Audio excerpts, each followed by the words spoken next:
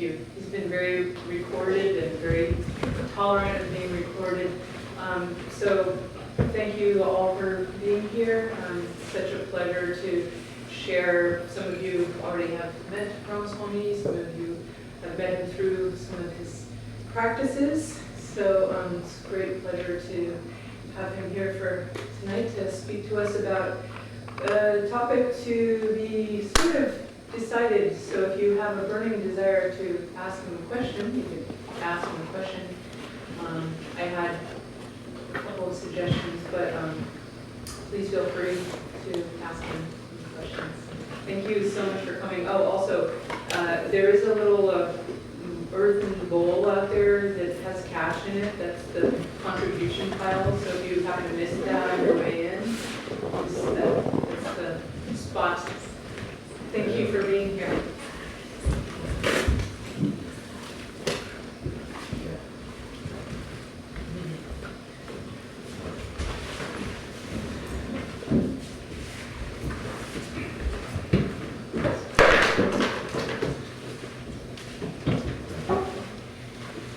ஐந்து கரத்தனை யானை முகத்தனை இந்தின் இளம்பிறை போன்றை ஏற்றினை நந்தி மகந்தனை ஞான கொழுந்தினை குந்தியில் வைத்தடி போற்றுகின்றேனே யஸ்தத்வா ரூபமாத்யம் பிரபவதி ஜகதோ நேகதானுகிரகாய பிரக்ஷீணக்லேஷராசிர்விஷம விஷதரோ நேகவக்ரசுभोगी सर्वज्ञानप्रसूतिर्भुजगपरिकरप्रीतये यस्य नित्यं देवो हीशस्सवो व्यासितविमलतनुर्योगदो योगयुक्तः योगेन चित्तस्य पदेन वाचा मलं शरीरस्य च वैद्यकेन योपाकरोत्तं प्रवरं मुनीनां पतञ्जलिं प्राञ्जलिरानतोऽस्मि आबाहुपुरुषाकारं शङ्खचक्रासिधारिणं सहस्रशिरसं श्वेतं प्रणमामि पतञ्जलिं श्रीमते अनन्ताय नागराजाय नमो नमः स्मदाचार्येभ्यः सर्वेभ्यो नमो नमः।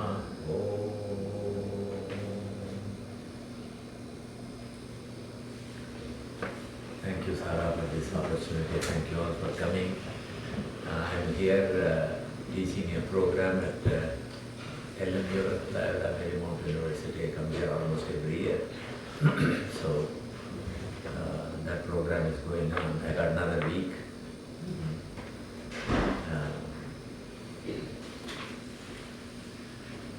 So what I thought I could talk about is yoga, the way generally we understand yoga, the physical aspects of yoga is quite popular.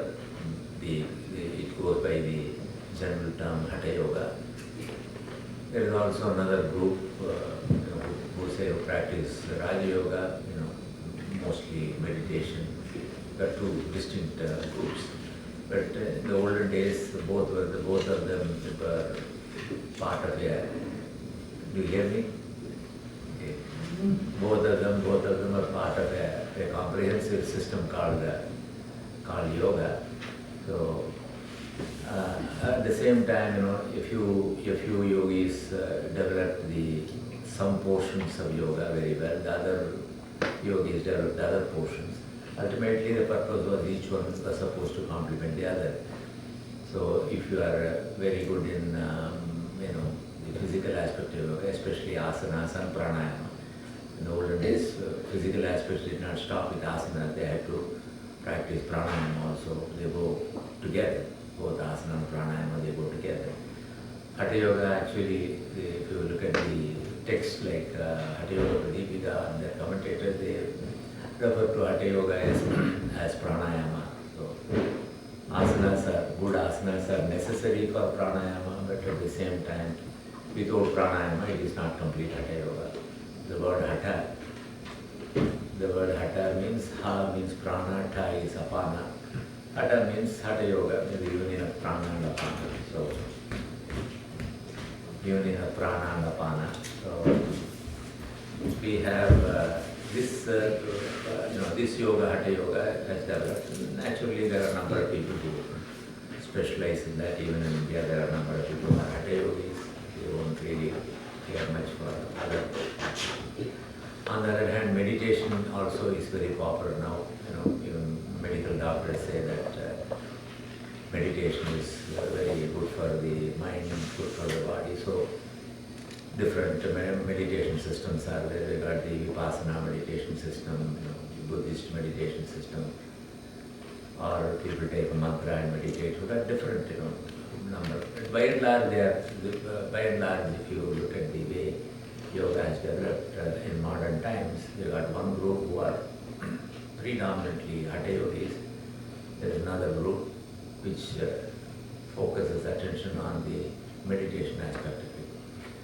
But we go to the older texts like the Patanjali's Yoga Sutras, the impression that we get by studying the Yoga Sutras is that there is one yoga which had all these aspects. Pranayama was necessary, asanas were necessary, meditation was necessary, yama-niyamas were necessary. So it was a very comprehensive system. And so even in Hatha Yoga, when you see the Hatha Yoga Pradipika author Swatma Rama said, there is no Raja Yoga possible without Hatha Yoga, and without Hatha Yoga you can't become a really Raja Yogi. So this is what the whole text had to say. So how does Hatha Yoga help the Raja Yoga, and then why is it necessary to practice Hatha Yoga before somebody can practice Raja Yoga? Maybe this is something I thought I can talk to you, so that we know why.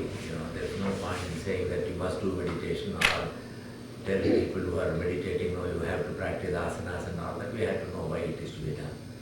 Of course, I've got friends from my program, I have talked about it so many times. I hope they don't get bored because I'm going to repeat what she said. Yeah. But anyway, if you want to introduce the subject, there has to be a starting point. The starting point is what is the goal of yoga? Of course, we got the spiritual yoga, but what is the goal of yoga? But what is it we are trying to achieve? What are we trying to achieve by practicing yoga? Of course, you can say that I want a good body, I want health and all that. These are all benefits that you will get, but that's not the goal. The main goal is not to say I'm practicing yoga. Why are you practicing yoga? I want to have a good health. I don't want to. This is good. But that is not the goal they had in mind. They had a slightly more involved goal in the whole thing.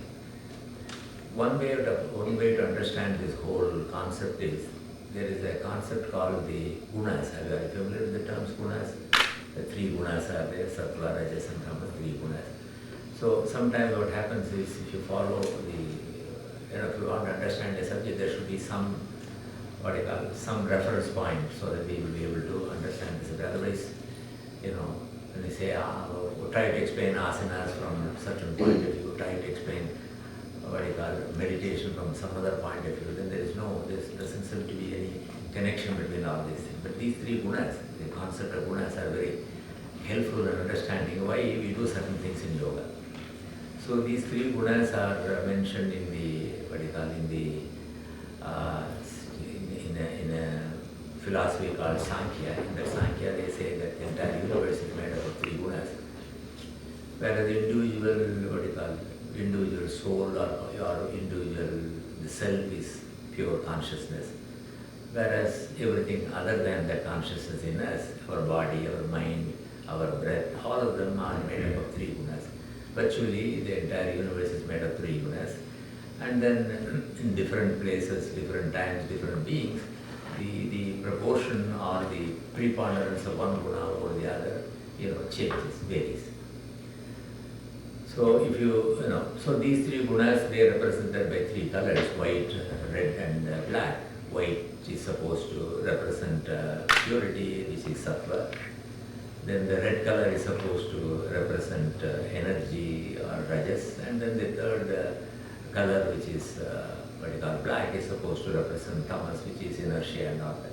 We need all these three. When there is energy, there should be some restraining force, otherwise energy will be out of control. For instance, if we have fire, unless it is under control, it won't do us good. We let it have its own say. Then likewise, sometimes nature, when there is no control over the various elements, you come across calamity. fire is out of control, or wind is out of control. When the wind is out of control, we have, what do we have? Tornadoes and things like. So there is in nature there is what you call checks and balances. By and large things go on properly. Likewise, we are also part of the universe. There are checks and balances. We have the three gunas in us, and then these three gunas, even though, let us try to see what the three gunas represent. These three gunas are there in all of us. And the Hatha Yoga, I think many people who practice yoga or who have studied yoga, they are familiar with these terms. But then, even the Bhagavad Gita, it says that these three gunas are very important way to understand the whole thing. I mean, the whole universe and also our own selves. So at the individual level, these three gunas, if you want to have an idea about these three gunas, they say that Sattva, Rajas and Tamas can be, you can try to find out their manifestation. You can't see the gunas, but you can see their effects. So at the physical level, in all the individuals, at the physical level, the guna called Sattva. Sattva manifests as lightness in the body. I feel very light, my body is light. And then at the macrocosmic level, it is represented differently. But at our own level, this particular shloka from the Hatha Yoga says, at the physical level, you feel extremely light if you are a sattvic person. If sattva dominates your personality, or then you tend to be very, lightness in the body. And in your mind, sattva, in your mind, prakashka, mind is very clear. Clarity of the mind. Yes. Clarity of the mind. What is the clarity of the mind? They use the term prakashaka. If there is light, you can see everything. Likewise, if your mind is prakashaka, bright, it is able to absorb things. Ability to absorb things very easily. Sometimes when I am very sattvic, I am able to understand things very, very easily. The same thing after some time when I have a very heavy tamasic food, I can't understand very well. I am half asleep, I can't see anything. So, these qualities, keep changing. But then if I am very sattvic, then what happens, I feel very light physically and my mind is very clear. And then they say, this is the most desirable quality. This is the most desirable quality from the point of view of a yogi. A yogi, because I want a very clear mind, I will be able to understand everything, I will be able to concentrate on anything, so that's what I need.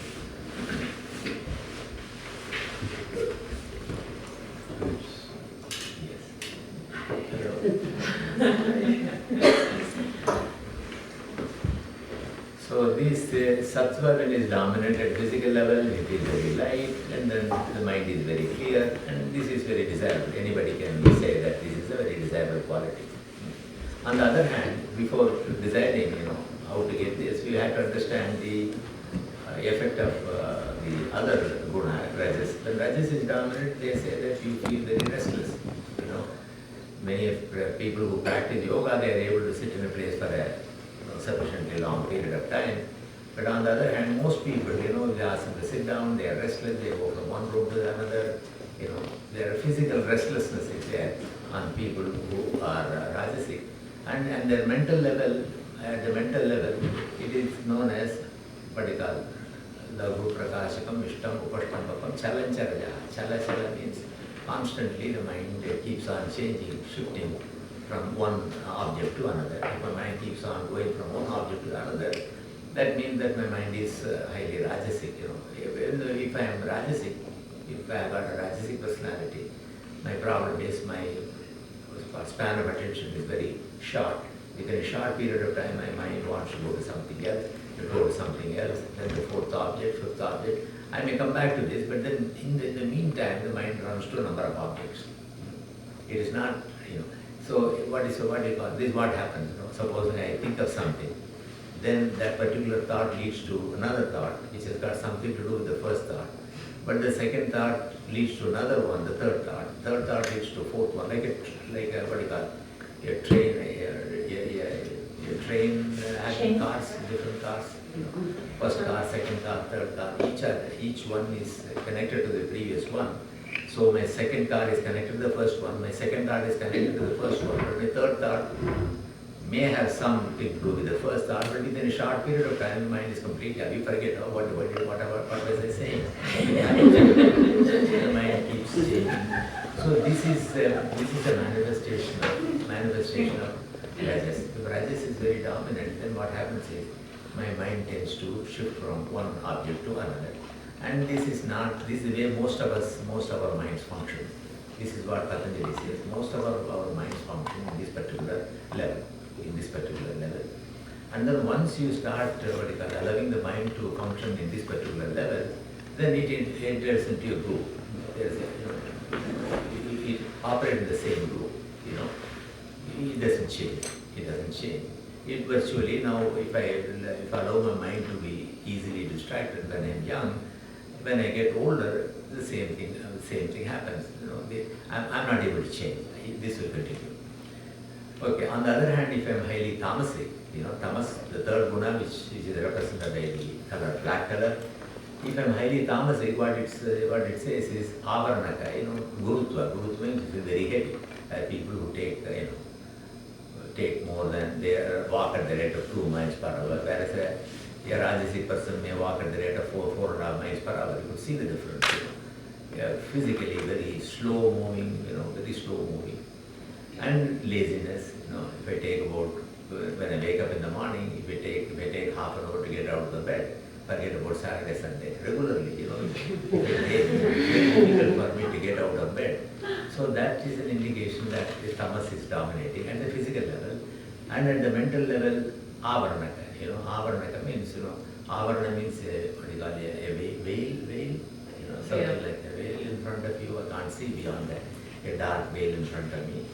So you you talk to somebody after 2 minutes, said, no, I can't, please stop, I don't want to. My mind can't take anything.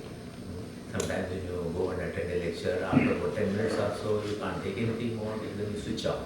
You just stay there, sound may be falling in your ears, but then you don't really pay any attention to what goes on.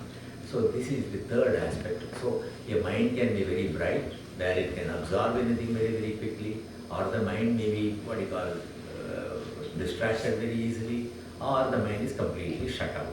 So these are the 3 stages of the mind. And so if if I am a person whose mind is very sharp and all the time able to understand everything very quickly, I can say that my just like in your Ayurveda, you say I am a Vata person, I am a Pitta person. This is more popular, isn't it? Everybody says, oh, I am a Vata person, I am a Pitta person.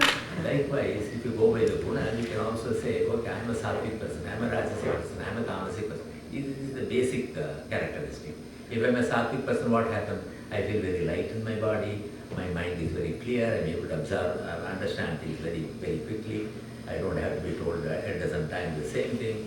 That kind of sharpness of the mind